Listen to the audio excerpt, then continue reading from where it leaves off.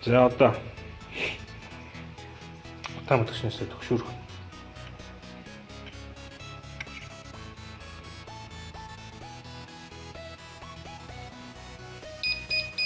За. Түрүүн холгоон тохиолдолд хахад төгшүүргөөд ирсэн утаа мэтгч байна. Одоо төгшүүрхгүй. Гимтэл одоо төгсчихсэн. Одоо зовдоод зоо. Анивчаад төгшүүрөө хавдаггүй. За тэгэхээр энэ ямар ч удаа тэгэхээр одоо бид нэр галын тохиолын тохиргоо энэ тэгээд ном ёсонд бол бүх галын тохиолын төвчин дээр нэмэлт хэсгүүд заавал орчдөг. За гранитыг бид нар галын тохиоллын тохиргоотой болгосны дараа за мэдрэгч тус бүр дээр заавал нэмэлт хэсгүүд тавих шаардлагатай болдог. Тэгэхээр галын тохиолдол дээр тохиргоо хийгдсэн үед галын тохиоллын төгшүүрийн мэдээ хоёр янзын мэдээ авдаг. Жишээлбэл энэ бүсдэгтэн дээр үзүүлснээр пажар 1, пажар 2 гэсэн мэдээлэл. Тэгэхээр бид нар энэ мэдээллийг авахын тулд ардталт нь байгаа тоон үзүүлэлтэнд анхаарал хандуулах ёстой.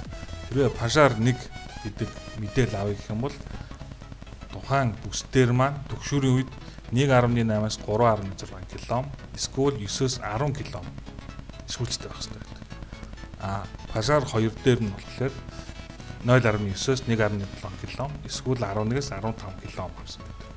За тэгэхээр сая ягаад төгшүүр өгөөгүй гэхээр бид нар нэмэлт хэсгүүц тавиагүй учраас төгшүүр өгөөгүй.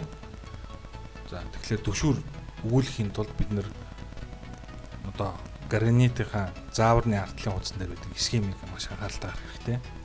Схемэн дээр тодорхой үйлдвэрлэгчдийн маркийн галын тохиолын мэдрэгчийг холбосон схем бид тэрэн дээр нэмэлт хэсгүүцлийн хэмжээнүүд байдаг. Хэрвээ бидний холбох гэж байгаа мэдрэгчнүүд тус схемэн дээр байхгүй бол бид нар нэмэлт хэсгүүцлийн хэмжээг бодож олох шаардлагатай болдог.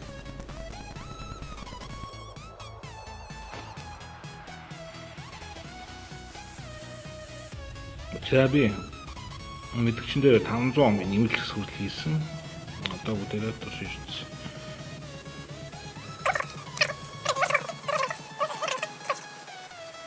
За одоо хамгаалалт байгаа.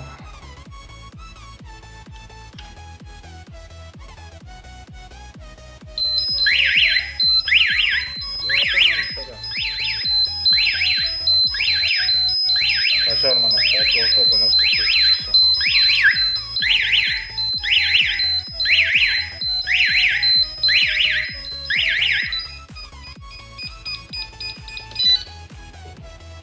За одоо буцаагаад хамгаалалт авна.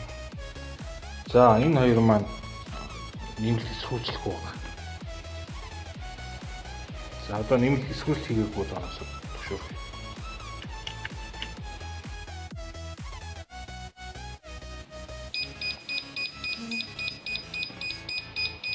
За нэмэлт хэсгүүцлэхгүй доноос төгшөөрөхгүй байна.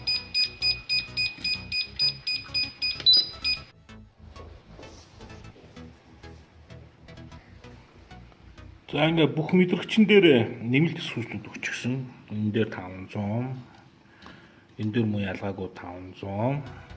За гар мэдээлэгчин дээр би зориудаар 2 км хэсгүүцэл хийчихсэн.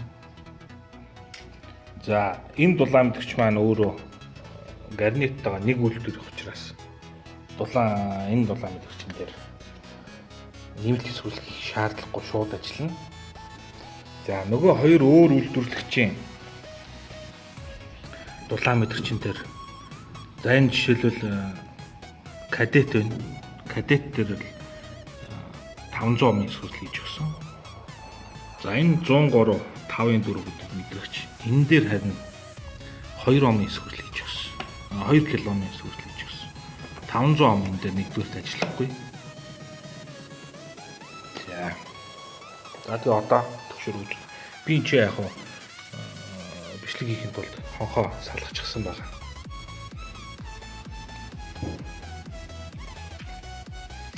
За тэгээ энэ барилгын халаагчаар 7 мэтэрчлүүгээ төгшөрөж үзье.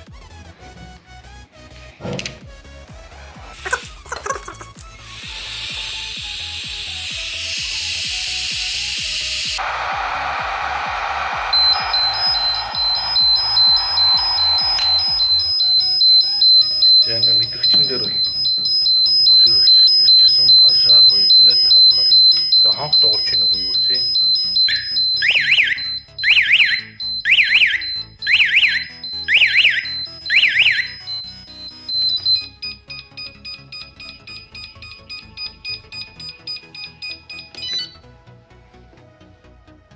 За одоо нөгөө KS-ийн мэдээлэл дээр төшөө.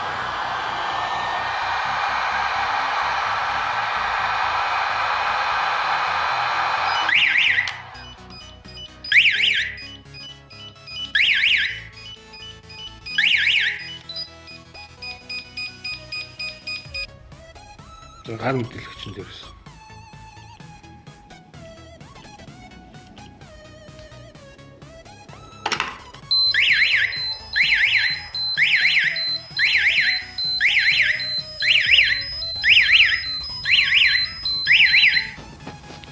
За 101 мэдгэгчин дээр л ямар нэгэн нэмэлт төсвөл юусоо өгөөгүй.